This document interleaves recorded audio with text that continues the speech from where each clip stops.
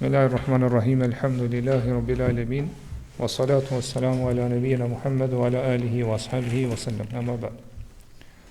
Sonde inshallah do të flasim për një temë që është e njohur për juve, mirë po, përderisa lidhet me temat që jemi duke i shpjegu, që kanë bëjnë me duan, me lutjen, atëherë është mirë me marrë këtë temë. Kjo temë është rreth rrezikut të madh që ekziston kur njerëzit e lidhin zemrën e tyre për varre ose për të vdekurit. Pra më herët kemi folë për vlerën e duas, po çfarë vlerë të madhe ka duaja në fenë Allah subhanahu wa taala. Po ashtu edhe pozitën e lartë, pozitën e madhe që e ka në fe, si dhe kemi shpjeguar që duaja është hak, është e drejtë, e pastër, e kulluar që i përket vetëm Allah subhanahu wa taala. Edhe nuk lejohet që duan pra si adhurim mja drejtu ose mja kushtu dikujt tjetër përveç Allahut. Allahu në surën Gjin në ajetin 18 thot: "Wa anna al-masajida lillah fala tad'u ma'a Allahi ahada." Në vërtet xhamiat janë vetëm për Allahun. Prandaj askënd mos e lutni krahas Allahut subhanahu. Pra mos ja shështoni askënd dhe mos i shështoni asgjë Allahut subhanahu taala në adhurim.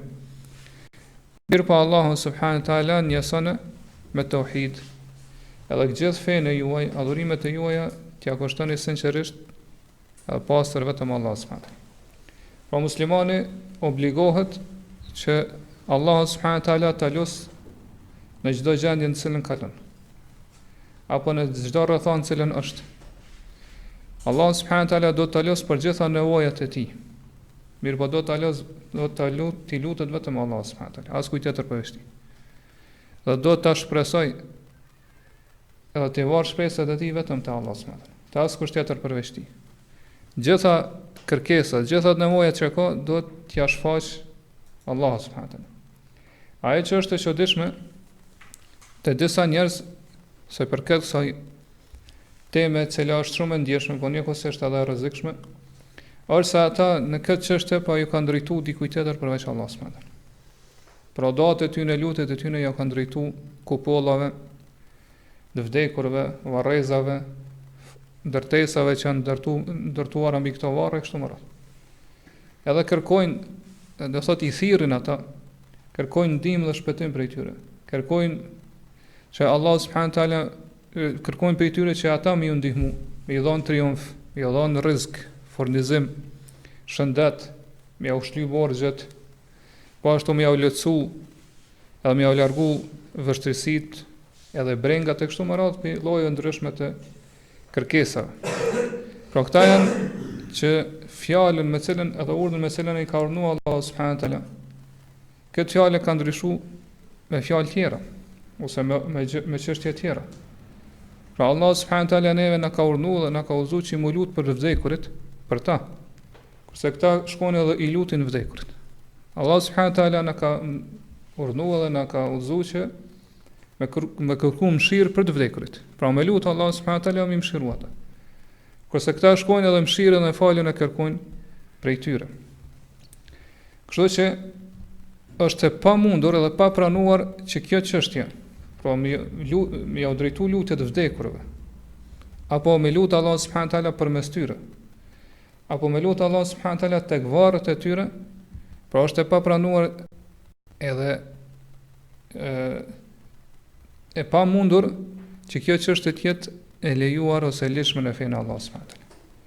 Që kjo gjë të jetë një vepër e mirë që të afron te Allah subhanahu taala. Pse po e themi këto? Nga se ne para nesh e kemi sunetën e pejgamberit sallallahu alaihi wasallam. Po si çfarë ka vepruar pejgamberi sa me të vdekurit? Pra prej kohës kur i ka shpallë derisa Allah subhanahu taala ka marrë shpirtin. Po që është paravisht 23 vjet. Po ashtu e kemi edhe sunetën apo rrugën e halifeve drejt, që kanë ardhur mas pejgamberit sallallahu alaihi wasallam. Madje po dhe kemi edhe rrugën e gjithë sahabeve, po dhe tabiinëve, gjeneratës tjetër që i kanë pasu sahabët në këtë rrugë drejt. Nuk ka mundësi asnjë njeri në fytyrë tokës me ardhë dhe me sjell qoftë edhe një hadith, një transmetim sakt, madje qoftë i dopt ose me zinxhir tërprem prej tyre, po pi pejgamberit sallallahu alaihi wasallam, pi sahabëve, pi tabiinëve, që thotë se kur kanë pas ata diçka nevojë, ja kanë mësy varrave ose të vdekurve. Edhe kanë shku i kanë lut vdekurit, apo e kanë lut Allahun subhanahu wa taala tek varret e tyre, ju në fërku për këto varre, kanë kërku bereqet e kështu më radhë. Mos flasim për faktin që ata pra nuk ju në falë, nuk e kanë kry namazet e këto varre, apo nuk e kanë lut Allahun subhanahu wa taala përmes vdekurve, se dhe nuk i kanë lut direkt atë vdekur. Kjo është një çështje pra e prerë, dhe askush nuk ka mundësi me sjell qoftë edhe një hadith që tham edhe nëse është i dobët ose i papranueshëm. Prandaj, sikur kjo vepër të ishte sunet, rrugë se rrugë cilën ka ndjek pejgamberi sa më shokët e tij, apo të ishte vepër në vërtet e vepër e mirë e vlefshme, atëherë patjetër na u kish përcjell edhe na kish transmetuar pejgamberit sa më. Patjetër këtë gjë kishin vepruar sahabët, shokët e pejgamberit sa më të tabiinit, gjenerata mbas tyre. Pa e dim që varri pejgamberit sa më ka ekzistuar në atë kohë. Pra në kohën kur masi ka vdekur pejgamberi sa më kanë qenë sahabët të mëdhej, pra halifet e drejtë edhe të tjerë. Po ashtu do thot masi kanë vdekur këta halifet e drejtë, ka pas ende sahabë të tjerë gjallë, pra këta halifet që kanë qenë edhe sahabë të tjerë që kanë qenë më të vlefshëm edhe më të mirë ndër sahabët. Mirë, po asnjëri prej tyre nuk u shkua, nuk ka kërkuar ndihmë prej të vdekurit, qoftë pejgamberi sa ose sahabët të tjerë. Nuk e ka lut ata, apo nuk e ka lut Allah subhanahu wa taala në emër tina, që është veprojta. Dhe si dhe nuk e ka lut Allah subhanahu wa taala tek varri i ndonjërit prej tyre. Po nuk ka kërkuar shërim ose nuk ka kërkuar shi edhe shëndet pra shërim përmes tyre. Ata kanë qenë të pastër dhe larg kësaj gjëje, madje është vërtetuar, është përcjellë në mënyrë të saktë që ata i kanë refuzuar dhe i kanë kundërshtuar këto gjëra. Qysh në fillet e para kur kanë filluar këto gjëra më shfaq, sahabët i kanë kundërshtuar dhe i kanë refuzuar. Prandaj transmetohet në Musanefin e Rrezikut edhe Ibn Abi Shaybes prej Ma'rur ibn Suwaid, Allah më shëroft, i cili tregon thotë salaitu khalfa Umar ibn al-Khattab fi tariqi Makkah salat as-subh. فقرأ فيها ألم ترى كيف فعل ربك بأصحاب الفيل ولإلاف قريش. Thot një ditë jam fal mas Umerit radiallahu anhu në një xhami e cila ka qenë rrugës për Mekë. Dhe kena fal namazën e sabat. Po rekatën e parë ka lexuar surën Fil, kurse rekatën e dytë ka lexuar surën Quraysh. Pastaj thot thumma ra'a an-nasa yadhhabuna madhahib. Pastaj ka pa Umeri që mas namazit njerëz ju ngrit edhe kanë shku, do thot në vend caktuar. Fa qala ayna yadhhabu haula? Ka thonë ku po shkojnë ta? فقيل يا أمير المؤمنين مسجد صلى فيه النبي صلى الله عليه وسلم فهم يصلون فيه. Sot po shkojnë te një xhami në cilën u fal pejgamberi sallallahu alaihi wasallam sa ka qenë gjallë. Kështu që edhe këta për këtë qëllim, po për arsye se aty u fal pejgamberi dhe këta po shkojnë po falen aty. فقال Umar radiallahu anhu ka thonë inna ma halaka man qablakum bimithli hadha. Popujt ummetët që kanë qenë para jush janë shkatruar për shkak të këtyre gjërave. Po ka hi shirkut e ta, ka hi devimet e ta për shak të sajnë. Kanu yattabi'una athara anbiya'ihim wa yattakhidhuna kana'isa wa bi'a. Ata kanë shkuar dhe i kanë hulumtu, i kanë gjurmu këto gjurmë të apo vendet ku i kanë kryer adhurimet pejgamberët e tyre. Gjurmë që i kanë lënë, ata vendet ku i kanë kryer adhurimet, pastaj thot ato vende i kanë shndërruar në kisha dhe në sinagoga. Prandaj thot fa man adrakathu as-salah minkum fi hadhihi al-masajid falyusalli. Wa man la falyamdhi wa la yata'ammadha. Kështu që do të këndo që za namazë, koha namazit në këtë xhami ku u fal pejgamberi në të falet. Mirë, po nëse nuk është koha namazit, thot mos shkon qëllimisht, mu fal në atë xhami, për shkak se aty u fal pejgamberi sa. Ka se kjo pra është fillimi, nisja e devijimit edhe humbjes. Po ashtu është transmetuar në librin Tabakat ibn Sa'd dhe Ibn Hajeri thotë se ky athar është sahih, se Umeri radiallahu anhu ka urdhnu këte ka kibla s'është okay. Umeri radiallahu anhu ka urdhnu që pema në cilën ju besatu shokët e pejgamberit sallallahu alaihi wasallam. Pra në marrëveshjen e Hudejbijës, kur ka fillu edhe i ka pa që njerëz po shkojnë te ajo pemë, po fillojnë me vizitu, atëherë Omeri radiallahu anhu ka urdhëruar mu prej ajo pemë. Do thotë mu nxjerr me rrajë, mos më ekziston më ajo pemë. A sot e kësaj dite më nuk dihet ku ka qenë ajo pemë. Do këtë kjo është që mi ndërprej ose mbi mbyll rrugët cilat çojnë shirk. Po ashtu Ibn Ishaku në sirën e tij, po kapitullin e cila flet rreth betejave, transmeton Khalid ibn Dinar, i cili thot haddathana Abu al-Ali rahimahullah. Abu al-Ali na ka treguar dhe ka thënë: "Lama fatahna tustura wajadna fi bayt mal al-Hurmuzan sariran alayhi rajulun mayyit. 'Inda ra'sihi mushafun lahu." Thot kur e kemi shliru ose kemi pushtu tusturin që ka qenë kalaja kryesore e persëve, do në perandorisë persiane, sot edhe këtu veç do thot ka ra perandoria persiane para ushtria muslimane, thot të ajo dhoma ku e ka pas thesarin Hormuzani, pra perandori i persëve, thot e kemi gjetë në shtrat mbi cilin ka qenë një njeri i vdekur. Edhe të koka ti ka pas një libër, një mushaf. Fa akhadna al-mushafa fa hamalnahu ila Umar ibn al-Khattab radiyallahu anhu. Thot e kena marrë mushafin dhe kena dërguar Umerit në Medinë. Fa da'a lahu Ka'ban fa nasakhahu bil arabiyya. Sot edhe ka thirr Ka'bin edhe ai e ka përkthy në gjuhën arabe. Pra ai ka qenë gjuhë tjetër.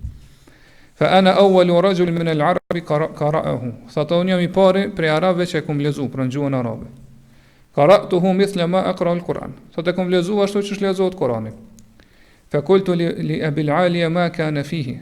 Atëre kam pyet këtë Abu al-Aliyan çka ka pas aty, çka ka qenë e shkruar aty. Qala siratukum. Ose siratukum wa umurukum wa luhunu kalamikum wa ma huwa ka'inun ba'd. Atë thotë u shkru për juve.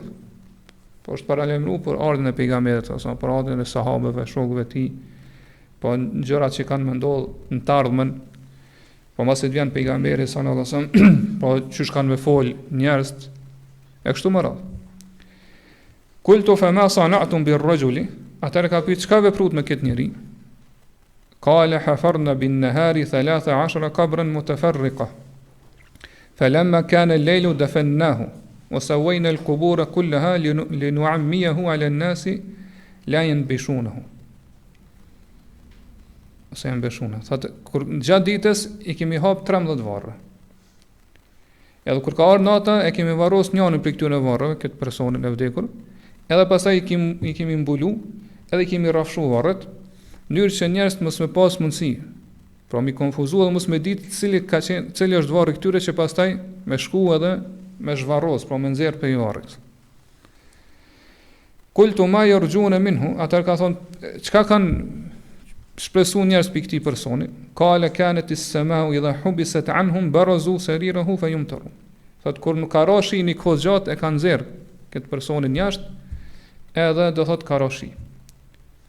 Fa qultu man kuntum tadhunnuna ar-rajula. Edhe pasaj ka pyet kush ka qenë ky person, kush ja ka marrë mendje që është person. Qala rajulun yuqalu lahu Daniel. Ka qenë një person i cili ka pas emrin Daniel, çto e kanë thujt. Fa qultu mudhu kam wajadtumuhu mat, qala mundu 300 sana. Atë ai kum thon pasaj sa e marrë mendje, sa ka para save ka vdek, ka thon para 300 viteve. Qultu wa ma taghayyara minhu shay, edhe nuk a është ndryshuar sa trupi i tij. A ka vëzë një ndryshim? Qala la, illa shu'airatun min qafahu. Inna luhum al-anbiya la tubliha al-ardu wa la ta'kuluha as-siba. Ka thonë jo, vetëm disa qime të qafa tina kanë pësu ndryshime. Për arsye se thot trupat e pejgamberëve nuk i han toka, pra nuk i trej toka, edhe nuk i hajnë e gërsirat. Edhe Ibn Kathiri, Allah më shoft, e transmeton këtë athar në librin e tij El-Bidaya wa Nihaya, e thotë se zinxhiri i këtij athari është sahih deri te Abu al-Ali, pra është e saktë. Pra këtë athar na po e shohim ka argument qartë se si sahabët i kanë marrë masat preventive dhe do thotë janë rujtë dhe i kanë kushtu kujdes të madh kësaj çështje. Po që thamë është çështje shumë e rrezikshme nëse nuk tregohemi të kujdesshëm. Po muhaxherët edhe ansar pe sahabeve kanë me urdhën edhe udhëzimet e Umar ibn al-Khattabit, prisit besimtarëve, e kanë shef vendin e këtij personi, ti pejgamberi i cili ka pasur emrin Daniel. Kjo tregon se sa i kanë kushtuar rëndësia ta kësaj çështje, dhe sa shumë ju ndrujt për kësaj mënyrë që njerëz mos provu. Po mos me fillu pastaj, po mu fitnos fenë e tyre dhe me adhuru këtë personin se varrin e tij. Prandaj sikur të kishin duaja të varri e lejuar edhe e lehtëshme, atëherë sahabët e kishin caktuar cili është ky varr, edhe kishin vendosur një shenjë ose një simbol, që njerëz me ditë cili është varri i tij. Pejgamberi edhe kishin shkuar edhe vetë kishin lut atë, e kishin lut Allahun. Edhe do thotë kishin bërë këto si çështje të lehtëshme ose që duhet ndiqet prej pasuesve tyre. Mirë po për shkak se sahabët kanë qenë më të dishëm se sa gjeneratët e më vonshme, po kanë qenë më të dishëm për Allahun, për pejgamberin sallallahu alaihi wasallam, për fenë që Allah e ka zbrit pejgamberit sallallahu alaihi wasallam kështu më radh.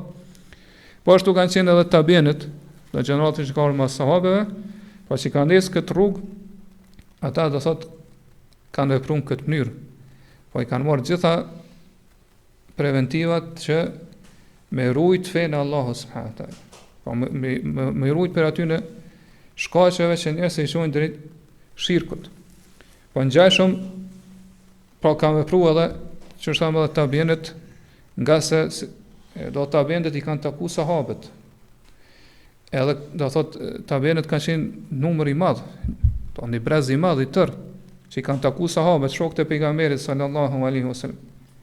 Edhe do thot afër tyre ose pranë tyre kanë qenë varret e shokëve të pejgamberit sallallahu alaihi wasallam. Mirë, po për asnjëri prej tyre nuk është transmetuar që ai ka shkuar ka kërkuar ndihmë ose shpëtim ose lehtësim edhe çlirim prej vështirësive për ndonjë varre të ndonjë sahabie.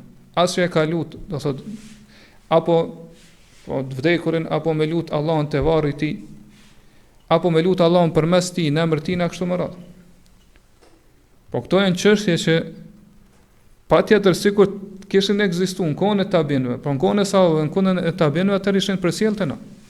Ka se janë arsye të shkaqe të faktorë të shumtë që do thotë do t'i detyronin njerëz me përcjell gjenerata ose me u transmetuar gjeneratave të mëvonshme. Siç e dim, do thotë neve na përcjell gjëra shumë më nivel ose në shkallë më të ulët se sa kjo. Mirë po, do thotë që është më lart për këtë çështje nuk është transmetuar asnjë shkronjë e vetme. Për i sahabe ose për tabienëve dhe për tabienëve dhe në gjeneratën e tretë kështu më radh. Prandaj themi se sikur të ishte kjo çështje e lehtëshme, edhe sunet, atëherë çysh ka mundësi që kjo gjë, pra sa i përket dijes së të punuarit me të jetë e fshehtë, edhe të mos ta dinë sahabët edhe tabienët. Edhe domthon tabienët, ka se këto siç e dimë janë 3 gjeneratat më të mira, më të vlefshme, që vetë pejgamberi sallallahu alaihi wasallam ka thonë khairu nas qarni, brezi më i mirë janë gjenerata ime.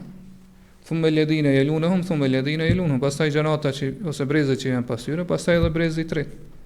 Qysh ka mundësi që këta breza që pejgamberi sallallahu janë më të mirë, më të mirë sa i përket imanit, fesë, dijes edhe të punuarit me fe. Do të jenë padijshëm rreth kësaj çështje, ose mos të kenë dije që kjo gjë është e lejueshme, madje që shohin ata është e preferueshme, disa shkojnë e dërgojnë atë e çojnë deri në nivelin më të lartë, deri te obligimi. Pra me lut Allahun përmes vdekurve ose do thot me lut te Allahun te varret e vdekurve kështu më radh. Po këto 3 gjenerata ka qenë njerëz që janë shembull se sa shumë janë kujdes edhe janë mundu që me adhuru Allahun subhanahu wa taala për me vepru çdo hajër, çdo të mirë. Prandaj përmes saj na bëhet të qartë se kjo çështje ose kjo punë, kjo vepër nuk është prej fesë Allahut subhanahu wa taala. Nuk është për fesë cilën e ka lehtësuar Allahu subhanahu wa taala. Allah subhanahu wa taala në surën Shura në ajetin 21 thot: "Am lahum shuraka shara'u lahum min ad-din ma lam ya'dhan bihi." A kanë ata do thot ortak të adhuruar të tjerë krahas Allahu subhanahu wa taala që t'ia u lehtësojnë atyre disa pjesë të fesë që Allah subhanahu wa taala nuk e ka leju. Pra Allah subhanahu wa taala nuk e ka lejuar këtë gjë. Prandaj kushdo që e sheh që kjo gjë është e lehtëshme, edhe pranueshme në fenë e Allahut subhanahu wa taala, atëherë ai po legjson për njerëz një fe që nuk lejon Allahu subhanahu wa taala. Allah në surën Araf në ajetin 33 thot: "Kul inna ma harrama rabbi al-fawahisha ma dhahara minha wa ma batan." Thuaj, Zoti im i ndalon vetëm ato mëkatet e pahishme. Po zinaja tjera që janë kësaj natyre, që janë do të thonë për amoralitetit, që bëhen haptazi ose fshehtazi. Wal ithme edhe gjitha mëkatet në përgjithësi, wal baghya bi ghayri al-haq edhe mi dhunu tjerë pa drejt. Wa an tushriku billahi ma lam yunzil bihi sultana edhe të shoqëroni Allahu subhanahu wa taala diçka në adhurim, gjë për cilën Allah nuk ka zbrit provë, s'ka zbrit argumente dhe dëshmi. Edhe thot wa an taqulu ala Allahi ma la ta'lamun, edhe të flisni edhe të thoni për Allahun atë që nuk e dini. Prandaj kur dietarët e Islamit edhe imamët prisat e kësaj feje i përmendin duat, lutjet që janë të lehtëshme, të lehtësuara dhe që merren prej Kuranit dhe Sunetit pejgamberit sallallahu alajhi wasallam. Por me cilat do ta lusëm Allahun brenda kufive fetare, bëjmë kufive shariatik, edhe me kriteret e njohura. E shohim që ata do thotë i kanë braktis edhe i kanë ashkalu plotësisht duat cilat janë duat bidatit, duat cilat i kanë shpik njerëzit, që janë rrisin fejnë Allah subhanahu wa taala. Prandaj ne kemi për obligim mi pasu dietarën këtë çështje. Dhe kushdo që ndalet edhe mediton rreth duave cilat i kanë shpik njerëz, po që i kanë sjellë si risi, si bidatën fejnë Allah subhanahu wa taala. Edhe që janë lutje pra që nuk kanë ekzistuar në kohën e sahabëve, as kohën e tabiinëve, që i kanë pasu sahabët në rrugën e tyre të mirë. Atëherë shohim që këto dua janë ose ndahen në 3 kategori. Kategoria e parë është kur njerëz e lusin dikon tjetër përveç Allahut. Pra direkt lutjet e tyre ja drejtojnë një vdekurit apo një gjallë mirë po që nuk është prezant. Pavarësisht a është ai pi pejgamberëve apo pi besimtarëve të mirë apo pi dikujt tjetër që nuk është ndoshta hiç pi besimtarëve të mirë apo pi besimtarëve të devotshëm. Edhe shkon edhe i drejtohet ato filan, o zotria, kështu e drejton ata, ja sejidi, o zotria im filani më ndihmo mua, më shpëto. Unë kërkoj mbrojtje prej teje ose ndihmom kundër armikut e kështu më radhë. Më e rëndë se kjo është kur shkon edhe i lut kërkon falje për ti. Sot o filan falë, mi fal mëkatet, ose paranova pendimin, ose do thot me mëshira e kështu më radhë. Ka njerëz do thonë që i atribuohen Islamit të që i veprojnë këto gjëra, për ignorantëve, për njerëzve të padijshëm. E marrën se këto dy të para është tjerë që shkojnë edhe bojnë sejdë për të vdekurën dhe për varrin e tij. Falen do thotë tek varri i tij edhe i drejtohen atij direkt. Edhe falen për të i bëjnë sejdë. Madje mendojnë që namazi do thotë te varri i tij është ose ndritim të varrit i tij është më i vlefshëm se sa namazi ndritim të kiblës. Kjo është prej shirkut. Që kushdo që e vepron del prej fesë islame. Nuk llogaritet më musliman, edhe nëse thot shahadetën ose faljet e kështu me radhë. E dyta është, po kategoria e dytë e këtyre lutjeve është kur i thotë të vdekurit ose atij që nuk është prezant, që është qoftë i pejgamberëve ose pi njerëzve të mirë, pi besimtarëve të devotshëm kështu me radhë, po i lutet, i thotë lutë Allahun për mua. Ose lutu për neve të Zoti, të Allahu subhanahu wa taala. Kërko për neve të Allahu subhanahu wa taala. Për shembull, kërko për neve të Allahu subhanahu wa taala më na dhon rrezik ose më na shëru, e kështu më radhë. Ose më na ndihmu. Asnjë dietar që është dietari i Islamit nuk dëshon që kjo është një gjë e ndaluar, nuk është e lejueshme. Që kjo është prej bidateve, prej risive në fenë Allahu subhanahu wa taala, që çështë më lart nuk e ka vepruar askush prej gjeneratave të para të muslimanëve, as për shokët pejgamberit, as për tabiinëve kështu më radhë. Gjasë këto çështje çojnë shirk. Këto rrugë e çojnë njeriu drejt shirkut të Allahut. Madje po mi bosh shirk Allahut. Madje Sheikhul Islami Ibn Taymiyyah Allahu shëroft tekstualisht e përmend që vetë kjo vepër është shirk.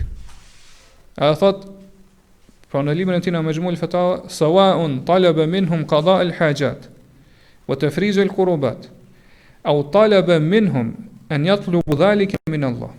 Po shirk është pavarësisht sa shkon njeriu dhe i kërkon direkt të vdekurit apo gjallit po që nuk është prezant, Dhe kërkon prej tij që m'ja përmbush nevojat, edhe m'ja lehtësu ose m'ja largu vështirësitë. Apo kërkon prej të vdekurit që ai më kërku këtë gjë prej Allahut subhanahu wa taala. Po i thot vdekurit kërkoj këto gjëra për mua te Allahu subhanahu wa taala. Kjo është shirk. Po që njeriu në nxjerr për fesë Allahut subhanahu wa taala. Edhe lloji i tretë apo kategoria e tretë është mi drejtu lutjen Allahut subhanahu wa taala, mirë po më thon, o Allah, po të lut ty me hakun e filanit. Apo me pozitën që e ka filanit te ti. E kështu më radh. Ose i betohet në emër të filanit Allahu subhanahu wa taala. Pash filan ma plotso këtë dëshirë apo këtë nevojë kështu më radh.